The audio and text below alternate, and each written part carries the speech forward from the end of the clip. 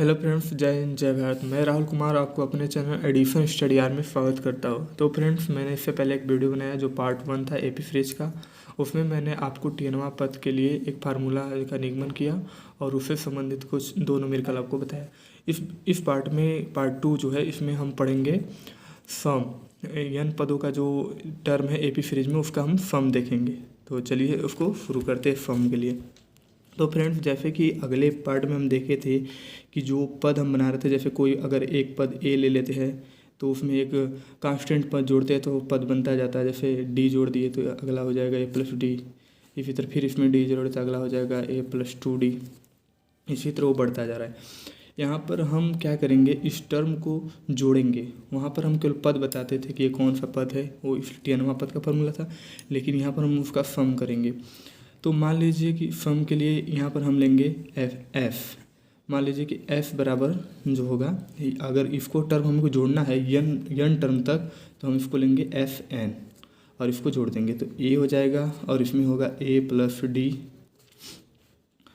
और फिर इसके बाद आप लिख सकते हैं ए प्लस 2d और ये जो है प्लस डॉट डॉट डॉट जाएगा। और इसका जो एकदम लास्ट टर्म होगा, अंतिम पद जिसे कहते हैं, उसको लिख देंगे हम एल। और फिर उससे जस्ट पहले अगर हम यल में से डी घटा दें तो उसके जस्ट पहले का पद यल माइनस डी प्राप्त होगा। फिर अगर इसमें चाहो तो आप यल माइनस 2 घटाकर भी आगे बना सकते हैं। अब इसमें क्या करेंगे, हम इसी पद को अब उल्टा लिखेंगे, एफ एन के बराबर ही रहेगा फिर भी वो। अब यहाँ पर सबसे पहले एल रहेगा, फिर लिखेंगे आप एल माइनस डी और फिर इसमें हम लिखेंगे plus dot dot dot plus. अब यहाँ जो होगा पहला पद वो ए होगा और दूसरा पद होगा ए प्लस डी हो जाएगा यहाँ से। और इसके बाद आप ए प्लस 2d लिख सकते हैं, चाहे तो ना लिखे, कोई दिक्कत नहीं है। अब इन जो दोनों को है इनको आप जोड़ दीजिए। जोड़ेंगे तो ये होएगा 2fn और यहाँ से इनको जोड़ेंगे तो आप देखते हैं कि ये होता है a प्लस एल। और इनको जोड़ेंगे तो ये d से d कैंसिल हो जाएगा और a प्लस एल ए भी बचेगा, ए प्लस एल। अब ये जो आप यहाँ पर देखिए, यहाँ पर अगर ए प्लस 2d आप लिखे होते तो यहाँ पर आप देखिए एल है, ए प्लस 2d है। अगर आप इसको और आगे बढ़ाते तो ये जो चीज़ है प्लस में लिख आगे और बढ़ाते तो एल माइनस 2d होता। तो यहाँ से आप इसको अगर फिर जोड़ेंगे तो 2d से 2d कट जाएगा, ए प्लस एल यहाँ पर भी प्राप्त होगा। अब प्लस डॉट डॉट डॉट, अब यहाँ से देखिए ये डी से डी कट गया, यहाँ से भी ए प्लस एल प्राप्त हुआ और प्लस यहाँ से भी ए प्लस एल ही प्राप्त हुआ। आप देख सकते हैं कि जो ए प्लस एल ये डॉट डॉट एन टर्म के लिए है। तो हम जानते हैं कि किसी संख्या को जितना बार वो टर्म रहता है उतना का गुणा कर देते हैं। अगर कोई जैसे कि 2 अगर 4 बार हो तो 4 में 2 गुणा कर देंगे तो वैल्यू निकल जाता है। इसी तरह ही एन टर्म तक है तो इसमें हम ए प्लस एल में एन का गुणा कर देंगे तो 2fn बराबर होगा n a प्लस एल और ये 2 इधर गुणा में इधर जाएगा भागा में, इसलिए आपका fn बराबर जो फार्मूला होगा वो होगा n/2 a प्लस एल। ये आपका योग का फार्मूला है। तो फ्रेंड्स, इससे पहले मैंने आपको एक फार्मूला बताया था टेनवा या यल पद के लिए। यल बराबर बताया था a plus n minus 1 into D. अब आप L के स्थान पर इस फार्मूला का रखेंगे तो Fn का एक और न्यू फार्मूला आपको प्राप्त होगा। Fn इक्वल टू होगा n/2 और A होगा, आप L के जगह ये रख देंगे A plus n minus 1 into D.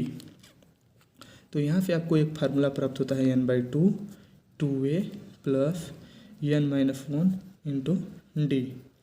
तो फ्रेंड्स, ये रहा आपके सम का दोनों फार्मूला।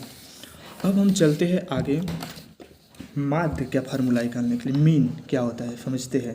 दो एबी फ्रिज के बीच में मीन क्या होता है। जैसे मान लीजिए कोई दो हम वैल्यू लिए ए और बी को, इनके बीच में जो माध्य है उसको एम मान लेते हैं। तो जो उसका माध्य निकालते हैं हम तो वो होता है एम बराबर ए प्लस b/2। या आप इसको इस प्रकार समझिए, ये जो चीज़ें हैं डी से भी प्राप्त होता है। जैसे देखिए इनका जो वैल्यूएशन है, इनका डी तो हमेशा आपस में बराबर होगा। मान लीजिए कि इसके डी बराबर क्या होगा, पहला एम माइनस ए होगा और फिर यहाँ इससे दोनों से डी निकालेंगे तो यहाँ पर होगा बी माइनस एम। तो इससे भी डी दोनों बराबर, तो इसको भी आप लिख सकते हैं यम माइनस ए बराबर बी माइनस एम। एम को इधर लाएंगे तो ये हो जाएगा 2m, माइनस इधर जाएगा प्लस, तो a प्लस बी हो जाएगा। तो यहाँ से भी आप देख सकते हैं m बराबर a प्लस बी बाई 2, ये माध्य के लिए फार्मूला है। इस माध्य के लिए फार्मूला होता है। तो इसमें आप कभी कभी क्वेश्चन आता है इसमें कि ए दो संख्याएं हैं और उनके बीच कितने माध्य हो सकते हैं। तो न्यूमेरिकल आते हैं, मैं आपको न्यूमेरिकल में इसका पूरा प्रोसेस समझा दूंगा। तो फ्रेंड्स, कभी कभी समांतर श्रेणी में कुछ ऐसे क्वेश्चन आते हैं जिसमें कभी कभी दे देता है कि आपको ये 3 संख्याओं का योगफल इतना दिया है और गुणनफल इतना दिया है, तो वो एपी फ्रेश की जो संख्या उनको ज्ञात कीजिए। और कभी कभी 4 दिया जाता है, कभी कभी 5 संख्या है। तो आपको उन संख्याओं का मानने का एक क्रम होता है। तो मैं उस क्रम को आपकी स्क्रीन पर दिख रहा होगा, मैं बता रहा हूँ। उसमें a माइनस डी पहले आप मानेंगे, फिर उसके बाद a मानेंगे, a प्लस डी। ये 3 संख्याओं के लिए है। अगर आपको 4 संख्या मानना है तो आप मानेंगे a minus 3d, a minus D, a plus D, a plus 3d। अगर आपको 5 संख्या मानना है तो a minus 2d, a minus D, a plus D, a plus 2d मानेंगे।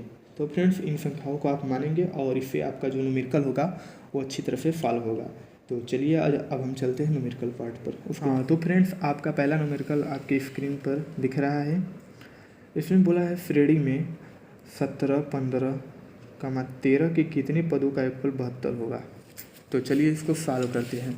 इसमें बोला कितने पद, आपका जो पहला है 17 दिया है, कमा दिया है 15 और 13 दिया है। इसमें बोला है कितने पदों का योगफल 72 होगा।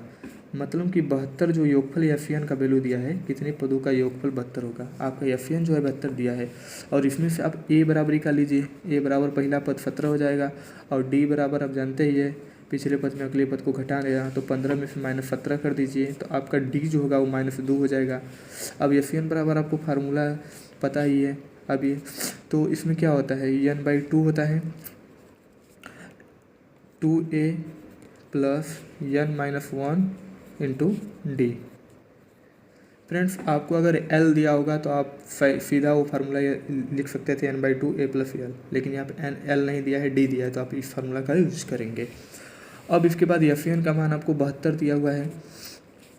n का वैल्यू आपको पता करना है कितने पदों के, तो n/2 हो गया। अब इसके बाद आपको 2a, तो 2a में आपका 17 दिया है, n का वैल्यू पता करना है और d में आपको दिया है -2। चलिए इसको सॉल्व करते हैं। ये हो गया 72, ये हो गया n/2a और यहाँ से 17 में 2 गुणा करेंगे तो आपका 34 हो गया। फिर उसके बाद आप इसमें 2 को गुणा करेंगे तो यहाँ से -2n होगा और ये माइनस से +2 हो गया। अब इसके बाद आप लिखेंगे 72 n-2, इसके बाद यहाँ पर 34 में 2 घटा दीजिए, जोड़ दीजिए सॉरी। तो इसके बाद आपका जोड़ने पर ये हो जाएगा 36 -2n। इसके बाद आप देखते हैं ये जो 2 है इसमें गुणा हो जाएगा, तो 72 में जब 2 का गुणा करेंगे, क्योंकि ये इधर भागा में है तो इधर 4 होगा, 144 हो जाएगा और इसमें n का गुणा हो जाएगा तो ये 36n होगा और -2n स्क्वायर हो जाएगा। इसको इधर पूरा उड़ा कर लाइए तो इधर हो गया 2n स्क्वायर, ये प्लस था सॉरी माइनस था तो इधर आ गया प्लस, ये प्लस इधर हो जाएगा -36n, इधर प्लस 144 सही है और बराबर 0 होगा। ये आपका एक इक्वेशन बन गया। इस इक्वेशन को 2 कॉमन लेंगे तो यहाँ पर बचेगा n स्क्वायर, इसमें 2 का भागा देंगे तो -18n हो जाएगा, इसमें 2 का भागा देंगे तो 144 72 हो जाएगा और 2 का जो संख्या इधर आप गुणा में इधर जाएगा, भागा में 0 हो जाएगा। तो ये संख्या, अब इस द्विघात समीकरण को हल करने के लिए आपको जोड़कर ऐसी संख्या ढूंढना है जिसको जोड़ने पर 18 आ जाए और गुणा करने पर 72 आ जाए। तो आप जैसा कि जानते हैं कि 12 और 6 संख्या है, 12 6 72 होता है और 12 और 6 को जोड़ेंगे तो 18 होगा। तो इस संख्या को हम लेंगे और एक चीज़ ध्यान रखिए, यहाँ पर अगर नेगेटिव तो दोनों संख्याओं को हम नेगेटिव ही देखेंगे। यहाँ पर होगा n square minus 12n minus 6n अब प्लस 72। अब इसमें देख रहे हैं कि n कॉमन है तो आप n कॉमन ले लीजिए तो n -12 होगा। अब इसके बाद यहाँ से भी आपको दिख रहा है कि -6 कॉमन है तो 6 जाएगा तो यहाँ n बचेगा, माइनस काम लेते हैं माइनस आ जाएगा तो और यहाँ बचेगा 12 बराबर 0।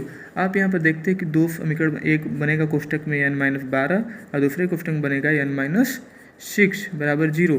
तो जो n का वैल्यू है आपको 12 भी आएगा और n का वैल्यू 6 भी आएगा। इसका मतलब ये है कि आपका जो इसमें 12वां पद भी 72 आएगा और n का छठा पद भी 72 आएगा। रुक दो।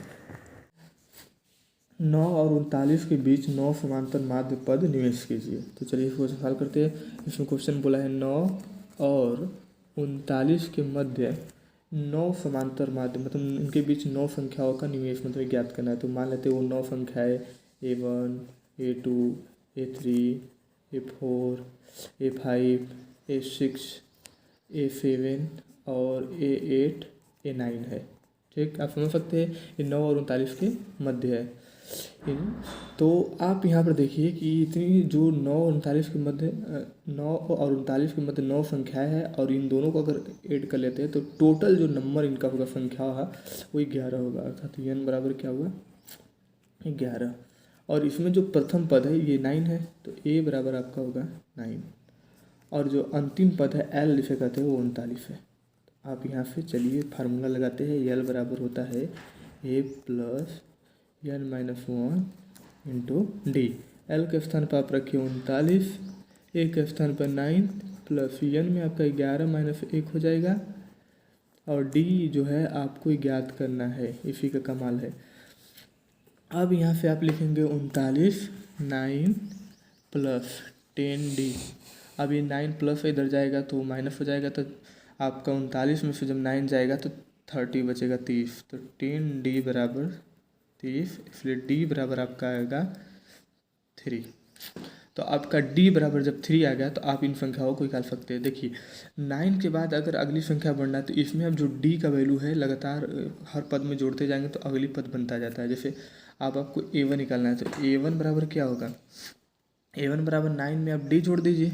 9 में d के स्थान पर क्या है 3 है तो 3 अब जोड़ देंगे तो a1 का जो वैल्यू हुआ आपका हो गया 9 3 12। अब इस 12 में फिर d जोड़ देंगे, इसमें d जोड़ेंगे तो अगला पद निकलेगा। मतलब कि a2 आपको अगर निकालना है तो इस 12 में फिर 3 जोड़िए तो 12 और 3 15। अब फिर 15 में फिर 3 जोड़ेंगे तो अगला पद निकलेगा, क्योंकि d बार बार जोड़ने से अगला पद निकलता है।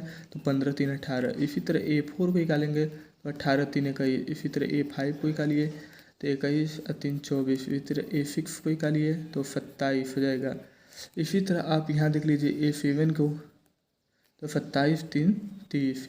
इसी तरह आप यहाँ पर a8 को ही कर लीजिए, a8 तो 33 हो जाएगा और a9 आपका जो होगा वो हो जाएगा 36। तो आप समझ सकते हैं कि जो संख्या है हमारा है a1 a2 निकल गया। तो मुझे आपका अगला क्वेश्चन है, किसी समांतर श्रेणी की 3 क्रमागत संख्याओं का योग 9 और गुणनफल 24 है, तो उन संख्याओं को ज्ञात कीजिए। तो फ्रेंड्स इसमें हमने बताया था कि आपको 3 संख्याओं को किस प्रकार मानना है। देखिए इसमें 3 संख्याएं बोला है मानने के लिए। तो पहला आप मानेंगे a माइनस डी, दूसरा आप मानेंगे a और तीसरा होगा a प्लस डी। और इन तीनों का जो जोड़ है वो 24 बोला है और इनका 9 बोला है और गुणनफल जो है वो 24 है। तो इनको जोड़ लेते हैं, a minus d plus a plus d बराबर 9। और यहाँ रख लीजिए गुणनफल को a माइनस डी गुणे a और a plus d is equal to 24। चलिए इसमें देखते हैं। आप देखिए यहाँ से जो कि d से d कैंसिल हो जाएगा और वो a के 2a 3a है और इधर बचेगा 9। तो a बराबर आपका होगा 3। a बराबर 3 जो है आपका प्राप्त हुआ। आप इसमें a बराबर 3 रख दीजिए तो आपका d वैल्यूएशन प्राप्त हो जाएगा। तो a जहाँ जहाँ वहाँ 3 रख दीजिए।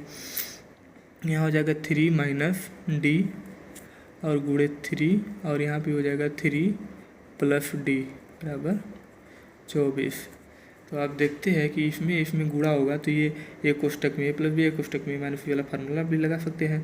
तो होगा एक a का स्क्वायर मतलब 3 3 को 9 माइनस डी का स्क्वायर बराबर 24। 3 का इसमें गुणा इधर भाग जाएगा तो 8 बचेगा, मतलब 9 स्क्वायर और इधर होगा 8।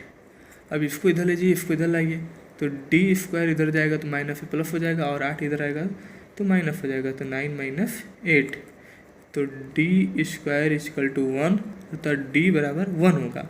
तो आपकी जो संख्याएँ है पहला a माइनस डी है, दूसरा a है और तीसरा है a प्लस डी। तो आपकी पहली जो संख्या होगी ए माइनस डी, मतलब ए में डी घटाएंगे तो पहली संख्या 2 हो गई और दूसरी हो गई 3 और इसके बाद 4। तो ये आपकी 3 संख्याएं हैं जिनका योग आपको 9 होगा और गुणा करेंगे तो 24 होगा। आप देख भी सकते हैं 3 2 5 4 9 और 3 दूना के 6 6 चौके 24। तो मुझे उम्मीद है आप इस चीज़ को समझ चुके होंगे।